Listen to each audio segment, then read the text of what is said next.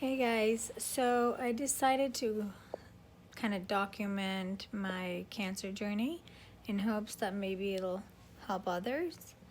And I'm doing this because I'm actually lucid right now, which is the first time it's happened in a couple of days. Um, so my cancer journey started back in March of 2019.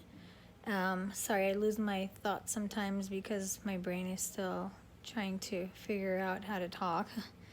Um, but what happened was I was having severe cramps, and I went to the doctor and I went to numerous places, and they told me maybe it was a bladder infection or something. And then I found out that it was uterine cancer after biopsies and scans and everything. And then they said it was stage 4. It had already spread to my lungs and lymph nodes. In July, I ended up having a complete hysterectomy, taking out my ovaries, uterus, my cervix. And so I went into menopause right away, which feels like you're on fire. And then everything's been okay. I've been doing Avastin. I did like 10 rounds of chemo at first, and then been doing Avastin for a while. They told me to do it for like a year. Avastin is a drug that helps stop the production of like cell growth, not cell growth, but new blood vessels. And so they were trying to stop the blood vessels from forming to make cancer cells stop growing. The problem is it worked in my body, but it didn't stop it from spreading other places. So it was on Sunday, a few days ago. Actually, for about a month or two, I've been feeling my arm feeling strange, like not quite moving, and it would be really slow. I couldn't do my makeup, I couldn't brush my teeth, and I just couldn't move it that well. Not my leg too much, but just my arm, my right arm would just not move.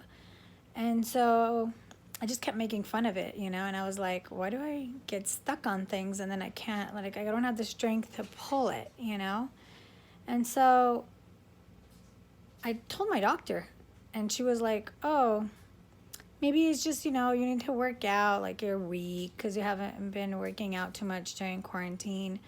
And so she was like, maybe go to physical therapy. So she referred me to physical therapy, and I was supposed to have someone call me like next week or something. And before that, I was like, okay, so I'm working out like crazy.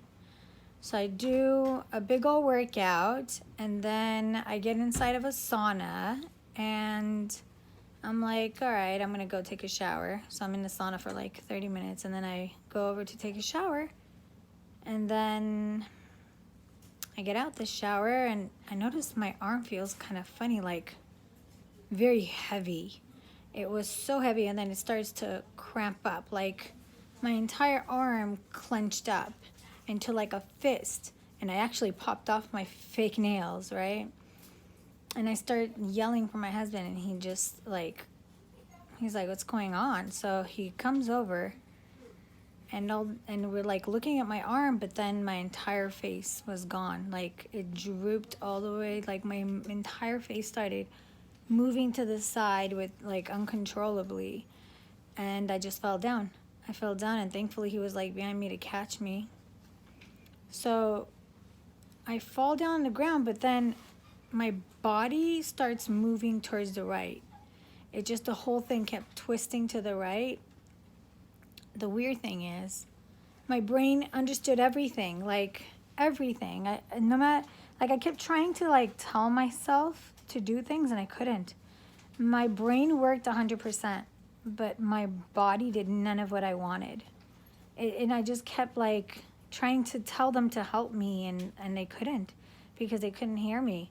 And at one point I went like blind, where everything went black, and I thought, okay, I'm actually going to die right now. And I was really at peace about it. It was really strange. And then when that slowly started to fade away, I noticed my throat was closing, and I could hear my daughter was on the call with 911, and they were telling her to have me turn to my side, but I guess that's so that I wouldn't swallow my tongue. And so they couldn't, because I was on the bathroom floor and it was kind of small in there to like move me around. But at one point, I don't know how, I noticed I was choking. And so I took my hands, and I knew I needed to like open my airway, grab my face, and I just yanked it down. I have no idea where the strength came from. My arms weren't working at all at that point, but somehow I got the strength in my arm, and I just grabbed my jaw and just yanked it so hard until my airway opened up. And then after that, 911 came. And they took me to St. Joseph's, and I really wanted to go to Kaiser where I'm at, but they were like, no, this is like the first place for strokes, because they said I was probably having a stroke. And so they get me there, and the doctor like evaluates me and says, this does not sound like a stroke, but we're gonna do a really quick scan. Because I'm telling him everything, and he's like, nope, not a typical stroke, you know? Because I told him for like a month I've been going through this. And he's like, no way, something deeper is wrong. So they do the scan right away. And he comes back to me within less than 30 minutes. And he's like, you're telling me you've been going through this for a month, and you've told your doctor, and she hasn't done anything about it? And I was like, why? And he's like, because you have tumors in your brain. And I'm just like in shock, like complete shock. I mean, of course I cried about it. No one wants to hear that like they have tumors inside their brain.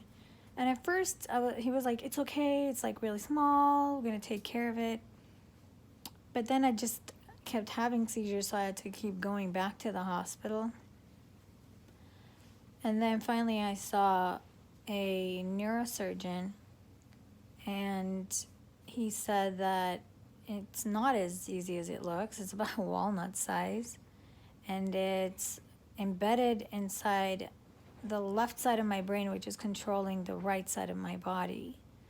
And so he's going to have to go through my brain, move it around until he gets to the tumor and to remove it. So that's going to happen on Monday, which I can't remember the date, but it's going to happen on Monday. So wait, let's see, 17, 18, maybe the 20th, I believe, in the morning. So the hope is, what the doctor told me is that if we do nothing, I have maybe like a month or two. If I only do radiation, not much longer than that. But if we do this and the radiation and everything, maybe a year and a half max. But you know, I'm a fighter. I've done more. I was told I didn't have long before when I had got the uterine cancer, and I made it over a year and a half with that.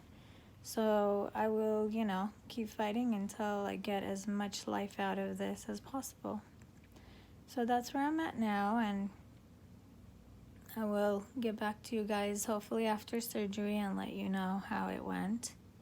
So I'll look quite different because I'm going to shave my head to cut my skull. But yeah, thank you for all the love and support, everyone. Have a good one.